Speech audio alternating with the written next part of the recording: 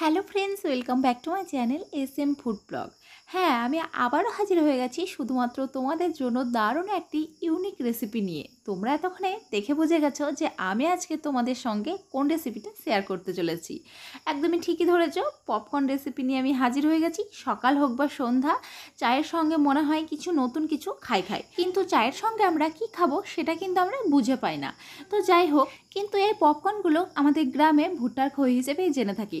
আর শহরের দিকে হয়তো পপকর্ন বলা হয়। পপকর্ন হোক বা ভুট্টার খই, যা কিছুই হোক না কেন সেটা তো সেই ভুট্টা থেকেই তৈরি হয়। তো চলো পুরো রেসিপিটা তোমরা দেখতে থাকো, আশা করছি তোমাদের আজকে ভীষণ ভালো লাগবে। আজ যখন বড়মশাই মলে নিয়ে গেছিলো তখনই দেখলাম এইরকম ফ্যামিলি প্যাকের পপকর্ন বিক্রি হচ্ছে। তো আমিও বেশি দেরি না করে কিনে ফেলেছি এইরকম পপকর্নের প্যাকেট। তো চলো কিভাবে তৈরি করতে হয় পুরো ভিডিওটা তোমরা দেখতে থাকো। তো সবার প্রথমে এখানে একটা ছোট প্রেসার কুকার ব্যবহার করেছি। তোমরা চাইলে বড়ও ব্যবহার করতে পারো, তবে কোয়ান্টিটি বেশি হলে। তো আমি এখানে গ্যাসটাকে অন করে নিলাম এবং এই যে প্রেসার কুকারটা আছে সেটাকে কিন্তু আমি বসিয়ে দিচ্ছি গরম হওয়ার জন্য। তো গ্যাসের ফ্লেমটাকে লো টু মিডিয়াম করে নিলাম যাতে করে খুব সুন্দরভাবে গরম হয়ে যায়। এবারে ওই যে ফ্যামিলি প্যাকের যে পপকর্নটা ছিল সেটাকে কিন্তু একটা কাঁচির সাহায্যে খুব সুন্দরভাবে কিন্তু আমি কেটে নিচ্ছি। ঠিক এইরকমভাবে পুরোটা আমি কেটে নেব। পুরো প্যাকেটটাকে খুব সুন্দরভাবে কেটে ফেলেছি, ভুট্টার দানাগুলো দেখতে পাওয়া যাচ্ছে। এবারে আমি এই প্রেসার কুকারটার মধ্যে আমি ভুট্টার দানাগুলো দিয়ে দিচ্ছি।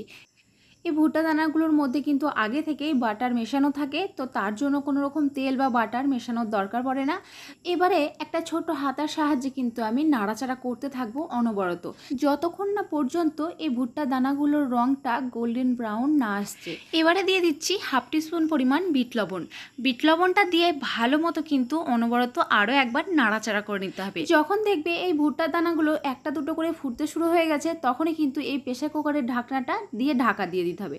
ঠিক এই রকমভাবে তোমাদেরকে অল্প শুনিয়ে দিই যে কীভাবে এই ভুট্টার দানাগুলো ফুটতে শুরু করে।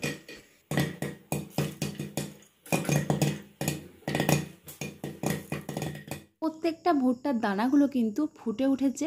এবারে গ্যাসটাকে আমি অফ করে দিচ্ছি। অফ করে দেওয়ার পর কিন্তু ঢাকনাটা আমি তুলে নিচ্ছি। তো বন্ধুরা, তোমরা দেখে বলো তো এটা পপকর্ন না এটা ভুট্টার খই। তো যাই হোক, খুব সুন্দরভাবে কিন্তু তৈরি হয়ে গেছে আমাদের ভুট্টার খই বা বলতে পারো পপকর্ন। এবারে এই বোলটার মধ্যে আমি ঢেলে নিচ্ছি পপকর্নগুলো।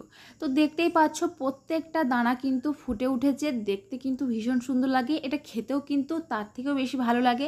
সকাল হোক বা সন্ধ্যা, চায়ের সাথে কিন্তু এটা দারুণ একটা খাবার। আমরা যখন কোনো সিনেমা হলে সিনেমা দেখতে যাই তখন কিন্তু এই রকম পপকর্ন কিনে খেতে হয় অনেক অনেক দাম দিয়ে।